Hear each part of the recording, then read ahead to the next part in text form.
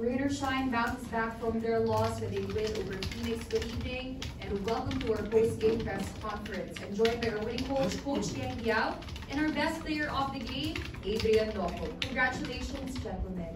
Coach Yang, you were able to effectively dictate the pace in today's game, and despite Phoenix trying to come back, palagi siyang nagagawa ng paraan. Apart from their continuous fouling in the second half, what opportunities allowed you to maintain your distance? As you said, yung pace ng laro, that was our comfortable pace. We were able to sustain that kind of a pace, although I'm looking at the stats now and they still had more fast break points than we did. But I think overall, yung bilis ng laro, yung ball movement namin, just being able to attack the basket, get to the free throw line, and the good thing about it is we survived a bad free throw shooting night. We only shot 52% from the free throws, and we also survived a bad night in terms of turnovers, 19 turnovers. I think that's also what gave them those fast break points. Whenever you turn the ball, they were giving up fast break points. Pero maganda yung 3-point shooting namin. We were aggressive. I think we were able to, early on, especially in the first half, we were able to defend their key players, si Perkins at si Balungay. And that's when we were able to take control of the game in the first half. Sinustain na lang namin. But for a few times, nakadikit sila. At least nagawan ng paraan. We were able to find ways to put some cushion or margin between us and them.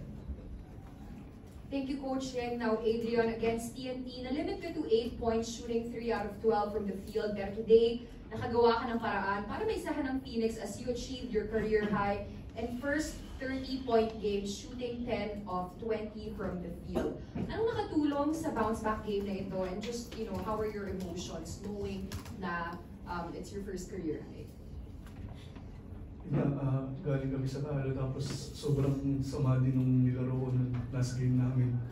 So wala akong ibang inisip kundi talaga makabawi. Yun lang.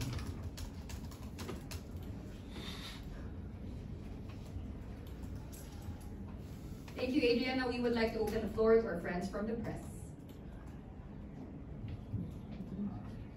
Coach, congratulations. Thank you. 5-3 record na kayo and almost 1 win na lang to get your goal to get win number 6 in the quarterfinals berth.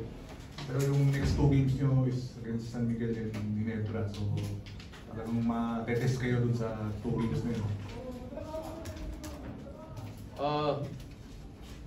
Yes, naka-focus kami talaga dun sa 6 wins.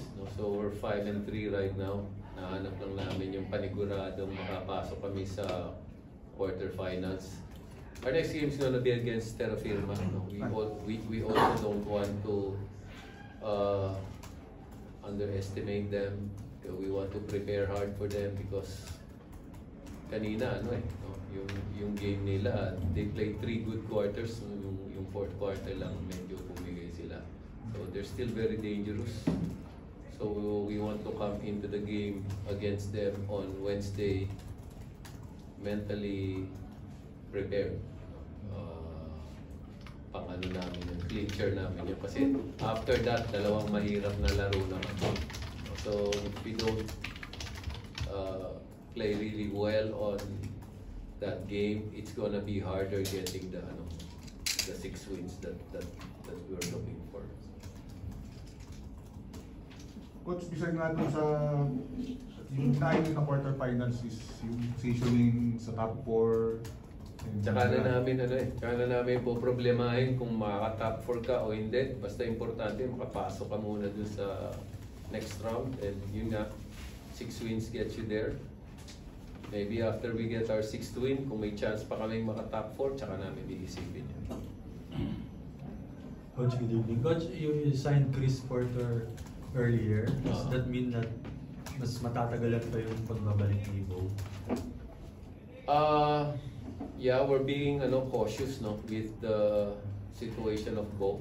Mas mabuti nang nag-iingat.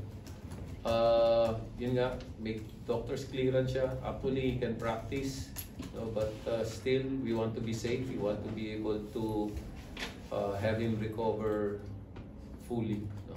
So yung si Chris Porter, sinay namin basically to have another big body no, na pwedeng pang match up dun sa mga malalaki rin. Tsaka yun, gusto namin yung mga may itsura din. Walang pangit dito sa arena siya. May advantage siya doon. Ako siya advantage. Coach, ano naman si Chris Porter? In shape ba siya or nag-practice na ba siya sa team? Nagpa-practice na siya ng ilang araw. No? So, dati ko naman player yan sa NLEX. So, he knows me and I know him. So, I don't think magkakaroon ng problema sa blending niya sa team. Wala ka namang, kasi di ba na-sprain ka nung TNT game, wala ka namang naramdaman na okay ka naman, hindi ka naman. Okay naman po kasi naka-take naman po. Pero wala Hindi naman naman po masyadong